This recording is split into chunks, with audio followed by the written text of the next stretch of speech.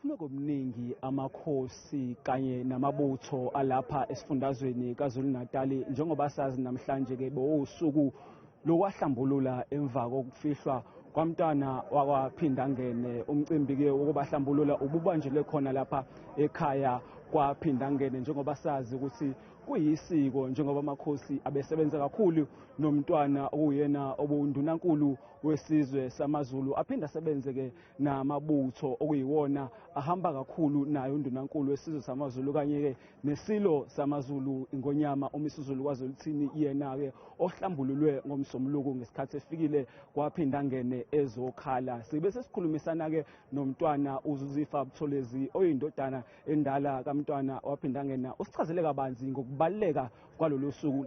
Usuku lokuhlamba usuku lumqoka kabi ikakhulukazi mangabe lwenzeka eNdlunkulu, ngoba iNdlunkulu iyona efanele ikhombise isizwe sonke ukuthi ukhanjwa kanjani. Ngakho ke makube nesifo njengalesi sisehlele la ekhaya sokushiwa uMntwana, kuyakufanele ukuthi ube nosuku olunjengalo noma izinsuku enjengalezi. Yikho lokho ukuthi abantu bakwazi ukuthi manje sebephumile efini elimpisholo, sebehlanjiwe kodwa fanele bahlanjwe lapha ekhaya. uMntwana uphinde wacacisa emva kokuphuma kwemibiko yokuthi uMntwana uSimakade bekulindele ukuthi uzofika ekhaya kwaPhindangene izolo ngoLwesibili, ekhanselile ukufika kwakhe kwaPhindangene ezokhala naye. uMntwana usichazelile ukuthi ke bamhluliselile uMntwana Simakade ukuthi angeke bakwazi ukumamukela emagcekeni akwaPhindangene uma eza ngegama lokuthi uyisilo.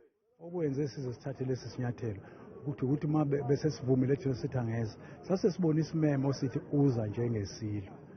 Umqoka kakhulu abasiyazwa sekunomsindo yonke indawo ukuthi uvinjiwe, kodwa esikubhekayo kuphela ukuthi yikuphi uMntwana bengafisa kwenzakala, ikuphi uMntwana bengeza ahambisana nakho ukuthi kwenzakala. Yilokho nje kuphela sabona ukuthi uMntwana bengeke akwazi ukuthi emzini wakhe kwaPhindangene ebese kuduma ubayede kabili ngeinsuku ezihlukene. Sibe sesikhuluma ke nenkosi uShinga, uyiyona engusihlalo wendlu yamakhosi lapha esifundazweni kaZulu-Natal, naye osichazelile ukuthi ke njengoba amakhosi asegeziwe bayakwamukela ukuthi akusho ukuthi ke ukuzilela uMntwana sekuphelile. Sakulindela ukuthi umndeni nesizwe senkosi nesizwe sonke nje uzothe, mhlawumbe kube isikhathi esingangenyanga, ukwazi ukuthi ke umndeni wonke mase khona lolu hlelo kuthiwa ukugeza amapiki, lokugeza komuzi nomndeni, bese kuyimake kuthiwa ke sesidlulileke ekuzileni. Kanti namabutho adlulisile nawo owawo ukuthokoza kakhulu emndenini wakwaShenge. Lokho kwenzeka namhlanje namfowethu kwenza ukuthi isihlangu lesengangisiphethe umzukwana ngiphekezela uMntwana kucaca ukuthi namhlanje siclean namhlanje.